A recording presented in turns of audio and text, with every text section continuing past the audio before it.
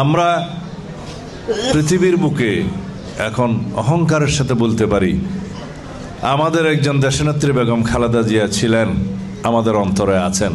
তিনি আজ আমাদের মধ্যে বেঁচে নেই, কিন্তু সারা পৃথিবীর গণতন্ত্রকামী মানুষের মাঝে, তাদের অন্তরে, সারা বাংলাদেশের সমস্ত মানুষের মধ্যে তাদের অন্তরে তিনি স্থান পেয়েছেন চিরস্থায়ীভাবে।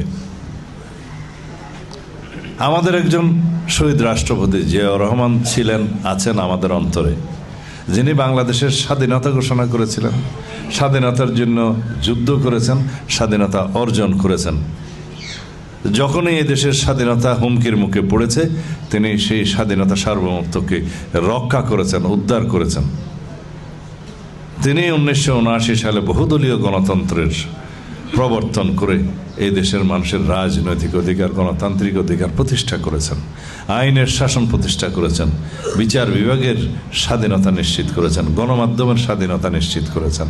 অপর পক্ষে আওয়ামী লীগ, ফ্যাসিস্ট শেখ হাসিনা এবং তার পিতা সবসময় বাংলাদেশে গণতন্ত্র হত্যা করেছে, গণতন্ত্র ধ্বংস করেছে এবং এদেশের মানুষের অধিকারকে কেড়ে নিয়েছে।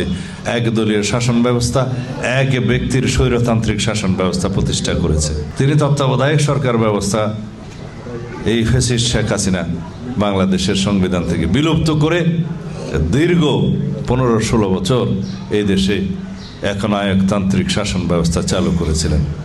ফলাফল, এই দেশের গণমানুষ, ছাত্র জনতার গণ অভ্যুত্থানের মধ্য দিয়ে বিদায় হয়েছে, পতন হয়েছে। সেই ফ্যাসিবাদী শক্তির আশ্রয় লাভ করেছে কোথায়? তার নিজের স্থানে, দিল্লিতে। এরা ভারতীয় দল, এরা ভারতের সেবাদাস সরকার ছিল। এরা কখনো বাংলাদেশকে স্বাধীন সত্তা হিসেবে স্বীকৃতি দেয় নাই। মুখে গণতন্ত্রের কথা বললেও তারা এদেশের মানুষের গণতান্ত্রিক অধিকার হরণ করেছে।